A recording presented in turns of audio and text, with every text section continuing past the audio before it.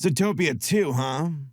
Who cares? It's not like Disney has the guts to actually have Nick and Judy be anything more than just friends.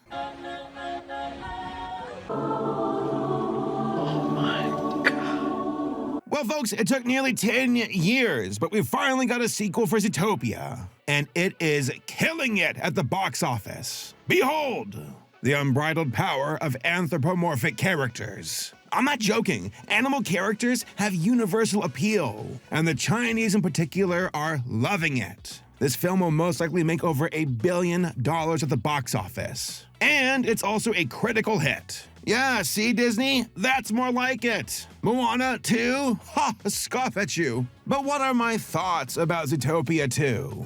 Is it better than Zootopia 1? Not gonna lie, the original Zootopia is one of my favorite animated films of all time. So that's a very hard act to follow. It's almost like there's only one way to really please the audience when it comes to Judy and Nick. To make them eat at Arby's. Haha. Oh, by the way, there's no Arby's reference in this movie.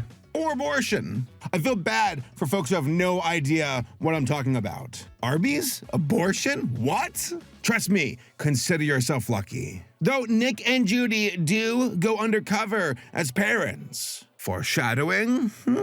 Maybe. Stop pulling my ears, stop pulling my ears. By the way, just a warning, spoilers ahead. Go watch the movie for yourself. Get your bun on. Also, it is time to pay the bills and the team, because this video is brought to you by Vessi. Folks, we've all got that pair of shoes that's always ready for just about anything. But sometimes ready at the doorstep doesn't mean ready for the elements. Going down to the corner store in the rain? Well, get ready for cold toes, my friend. Things like this really don't make me miss my shoes of old. And thanks to my Vessis, I am high on the dry life. It's addicting. And I want this for you too, my friend. Yes, you. We all deserve a comfortable experience away from the wet and drab days that life can bring. Vessis are simple and lightweight, breathable and stylish in design. No compromise was made in fashion or function, and every shoe is implemented with Dymatex technology, the magic that keeps your shoes dry against Mother Nature or the unforeseen spillage of the future. And on that note, easy to clean too. No need for magic erasers here, my friends. Comfort, style, and functionality. That is the Vessi philosophy. I never feel a need to switch between shoes when it comes to my everyday activities. And they look great with pretty much any outfit I have, whether I'm getting my trackies on for a jog or going more formal for those special occasions. My Vessis exude style, no matter what level of garb I wear. Everyday string functionality, low maintenance, style, and right now at the best prices they've ever been. So let me drop the sale deets on you now, so you can get yourself a pair before this sale's up. Right now, you can head on over to Vessi.com to get 25% off site-wide, and select styles up to 55% off. You will get free shipping on orders over $110 in North America, a worry-free 30-day return exchange window, and a 1-year warranty on all shoes. Folks, don't miss out on a chance to get the best shoes you'll ever own. Hit up Vessi.com to upgrade yours or a friend's shoes today. Thanks again to Vessi for sponsoring this video, and now, back to the video. Okay, unfortunately, Karen has chosen to see Joel's smile as a sign of aggression. Hackles down, Karen. Karen, hackles down. Someone get the hose. Okay, so what are the biggest differences from where things started in the first movie? Well, the animation is noticeably better than the first film. And that's saying a lot, because I watched the first movie again before watching the second, and it still looks beautiful. Zootopia 2? Oh, it is absolutely gorgeous, with a great balance of lighting and weight to the characters. The fur texturing is especially great, with shots that highlight individual hairs on Judy's face in incredible detail. Like they really brought it when it came to the visuals. And the city and the settings look spectacular. Like one of my favorite parts about Zootopia is Zootopia. It is such a well-developed city that feels like a character in and of itself. And such an improvement in animation isn't too surprising though, since there's been a 9-year gap between the movies. But there's a new technical level explaining why it looks so good. According to an interview with Animation Magazine, the first movie was animated in Maya, a program that's widely considered the industry standard for CGI films. But Zootopia 2 was created with Presto, the in-house animation software developed by Pixar for their own movies. The production design has been expanded on quite a bit, with new environments we haven't seen much of before, like the mountains and the desert. More importantly, we get to see Nick's gross-ass apartment that's located in the basement of a gym for elephants. Just goes to show that saving the city in the last movie does not mean you're getting a luxury apartment. Hell, Judy is still living in her original apartment. But hey, at least she has a TV now. Speaking of Judy and Nick, what's going on with them? In Zootopia 1, it was about the prejudice that Judy and Nick both face respectively, and how they overcome it by trusting one another and teaming up.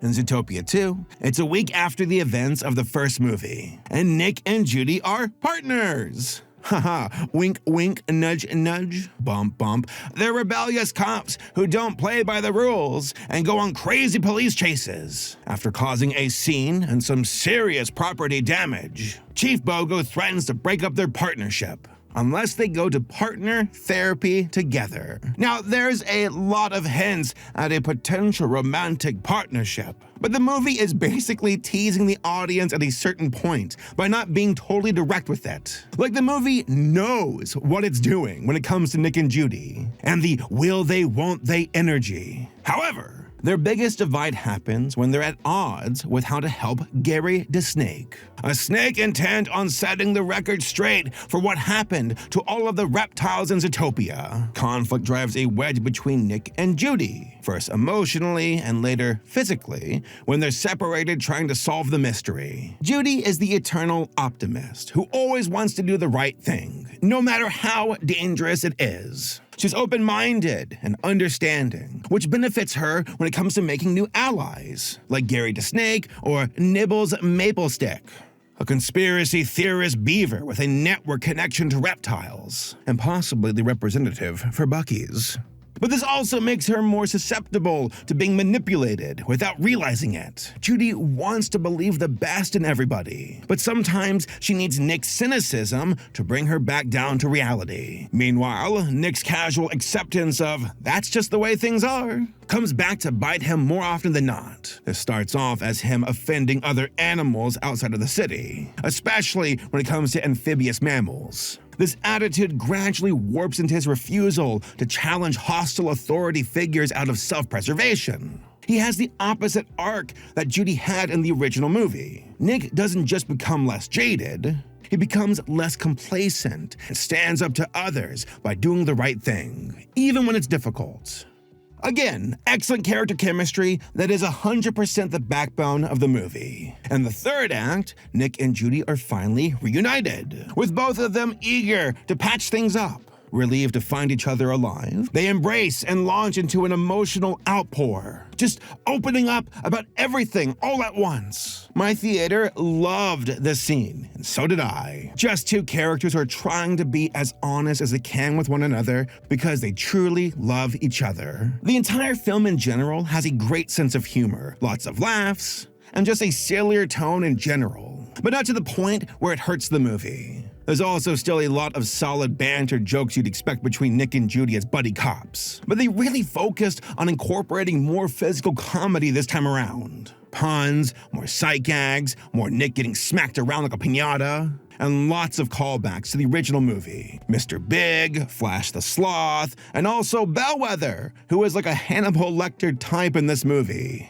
Now, from my understanding, after the first film was released, some audiences were confused on how predator and prey animals were being used as a metaphor for prejudice, not for race or ethnicity. The main message of the first movie is challenging the preconceived notions of others and debunking stereotypes. It's not subtle, but it's definitely effective. But one thing that truly surprised me was how quickly the entire story leaned into what Zootopia represents as an overall society. Namely, that the four surrounding lands that comprise it are as close to a mammal ethnostate as possible. And I know that sounds weird, but yeah, that's the direction they went with here. People noticed how there were only mammals in the first movie, and the sequel finally explains why. Now, I was not expecting it to be so direct after the first act, but the major conflict involves revisionist history, species displacement, and the corruption of an influential family behind it all. It's a pretty ambitious story to cloak behind animal metaphors, but I think it was an interesting approach. However, I think the biggest point of contention in Zootopia 2 is how they incorporated the twist villain. Because yeah, there's another twist villain in here too. Old habits die hard, huh, Disney? This time, the real villain is Paubert, the youngest son of the wealthy and highly influential Linksley family. They go a similar route of presenting him as a slightly goofy but well-meaning character who is trying to be taken seriously by others. He's effectively the black sheep of his siblings, but wants to do whatever he can to live up to his family's name. But Paubert isn't exactly a criminal mastermind. Instead, he uses Judy and Gary to fill in the blanks, and then betrays them once they figure out the mystery for him. Now, Paubert wasn't the best twist villain, but he gets the job done. I'm willing to give this trope a pass, since Nick and Judy are the main reason why I watched the film. The villain doesn't necessarily need to outshine them. But for Paubert, his original motivation of trying to be different from his family was honestly more interesting before he showed his true colors in the third act. After that, I kind of lost a little bit of interest in him. But I will say this, that Shining reference got a big laugh out of me. That was like out of nowhere. I was like, we doing this? That's the music? Okay. Now I understand why they went with this approach. To echo back to the same betrayal with Ebenezer Linksley and Gary's grandmother. But it reminded me a little bit too much of the grandfather betrayal subplot in Frozen 2. It was definitely less complicated for sure, but it felt a little too much like a been there, done that kind of thing to me. Again, nothing mind-blowing, but it does admittedly get the job done. But overall, this was a very solid sequel to the original film. Not as good as the first, but still very good. The side characters could have been a bit stronger, like for example, Gary the Snake. Wish we could have learned a bit more about him. But it gets a pass. I'll let it slide. Hell, I feel like the beaver even had more screen time than Gary the Snake. But like I said before, from the story to the setting to the side characters, it gets the job done. But the main tentpole of the film, being Nick and Judy's relationship, is excellent. I honestly was wondering if Zootopia 2 would have any romantic undertones, but I did not expect it to be this direct, especially during the post-credits. Yeah, remember the carrot recorder in the first movie? Well, let's just say it means a lot to Nick, and then it means a whole lot to Judy at the end of this film. That these two really, really love each other. And if Zootopia 3 is going in the direction I think it's going, then for the folks who ship Nick and Judy, I think you're going to get your wish. Also, they hint at birds at the end. Maybe the birds think they're above Zootopia and come from some superior society. Perhaps that will be the overtone or the main message in the third movie, while the emotional story is about Nick and Judy confessing their love for each other. Look, I am very certain we will get a kiss in the next movie at this rate. Congrats, AC Race Best! You won! This man never gave up the fight. Now, there's no doubt that this movie will make tons of money for Disney. It's already doing incredibly well overseas. In China alone, the pre-sales for tickets are estimated to be around $500 million. Like, Zootopia is so popular in China that there's a dedicated Zootopia land in Shanghai Disney. Like, it's that popular. It's insane. Families and furries alike will absolutely be showing up for this movie. And while it's not perfect, I think it's a breath of fresh air for audiences that suffered through the toxic waste dump that was Moana 2 this time last year. I've definitely griped about a lot of Disney sequels, but I genuinely hope that more of them are allowed to have the craftsmanship and energy of Zootopia 2 after so many misses at the box office this year. Disney needed this win. And frankly, so did the audience. And the shippers too. But hey folks, those are just my thoughts. What did you all think? Tell me down below in the comments, and I'll see you all next time.